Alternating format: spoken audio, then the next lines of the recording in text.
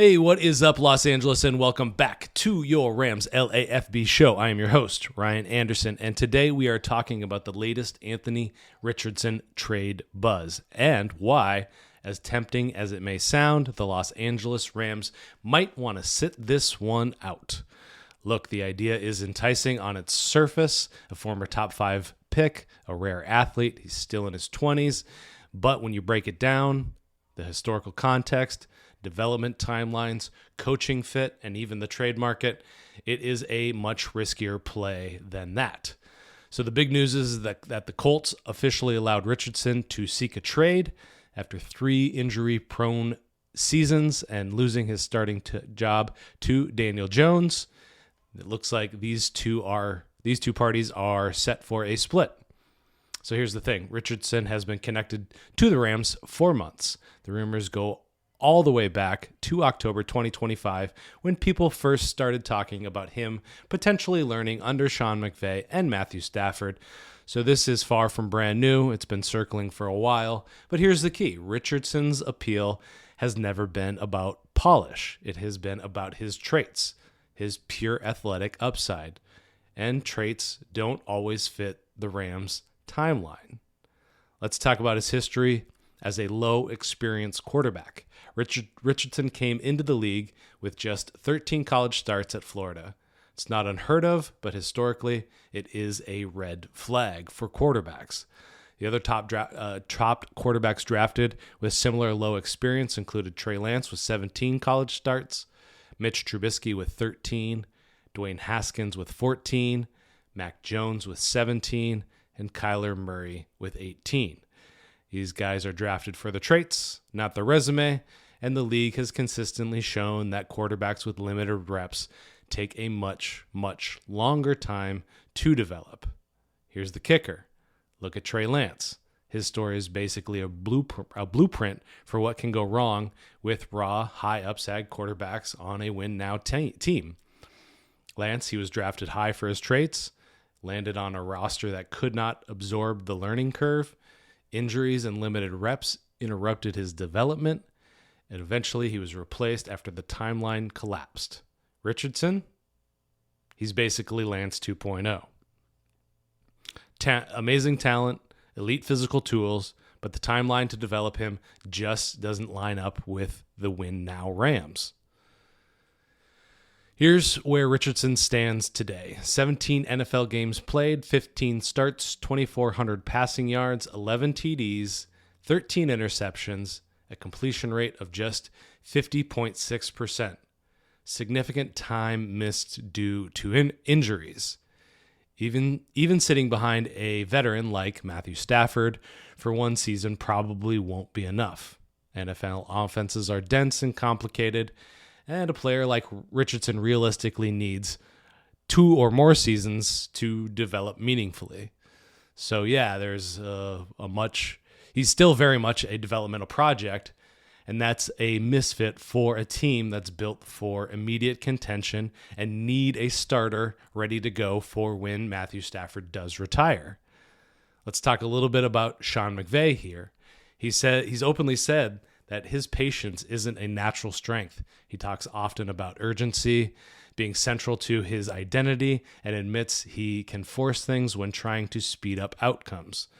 That approach has shaped the Rams. Aggressive trades for proven vets, short competitive windows, immediate schematic demands on the quarterback, and little appetite for multi-year incubation. Richardson would need the opposite environment. A rebuild, simplified reads, trial and error in games, and tolerance for inconsistency. It's not a match. You think about the Rams, Sean McVay, and Jared Goff. Jared Goff had a big, nice mechanical high floor, but had some shortcomings, and that was something that Sean McVay couldn't abide even then. Traded up for a much more consistent quarterback for Matthew Stafford. So the trademark is being shaped by teams desperate for quarterbacks like the Vikings or the Steelers. Those teams might be willing to overpay for upside swings. The Rams don't need to compete in that kind of market.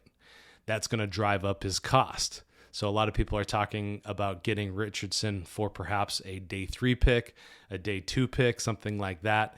Teams like the Vikings, they're going to drive that up. Richardson's coaching connections also point elsewhere.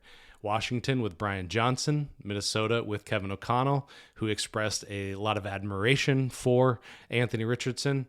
And these are all environments built for long-term quarterback development, not necessarily immediate wins. And you think about Trey Lance, where is he now? He's sitting behind a very capable starting quarterback in Justin Herbert, who has really no chance of losing his job. So Trey Lance is going to sit behind him and continue to develop. That's kind of where you want Richardson to be, and that is certainly not the Los Angeles Rams. Metrics to reinforce the development reality of Richardson: negative EPA as a drop back passer, low success rate despite explosive plays, elite rushing efficiency is masking his passing inconsistency, and a very small sample size compared to his contemporaries, C.J. Stroud or Bryce Young. Traits are louder than production here. That's a gamble for teams searching for an identity, not for our Rams team trying to sustain one. So the bottom line, Anthony Richardson still may be a future star. Someone will bet on him for his tools. The Rams should not be that team.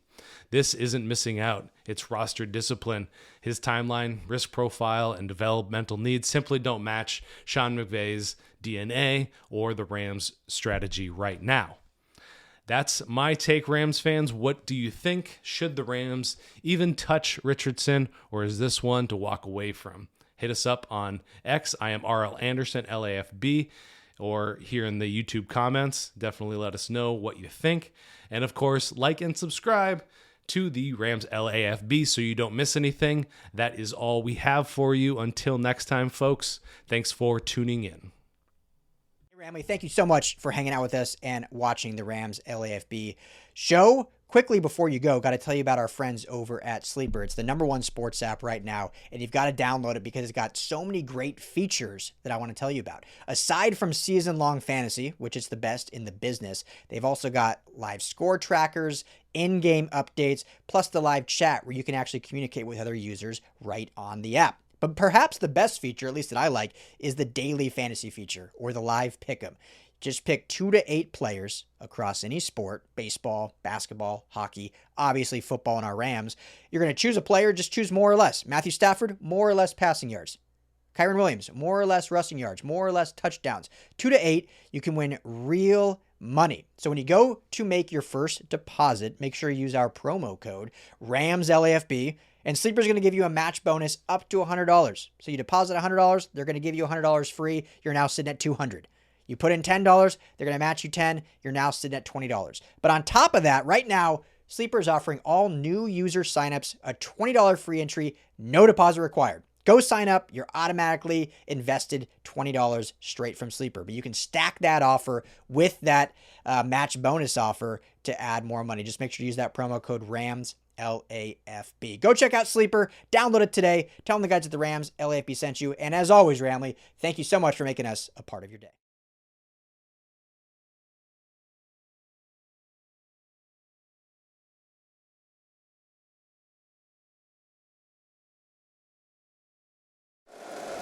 If you like the show, please take a moment to rate, review, and subscribe. It really does help the show to grow. Thank you for listening.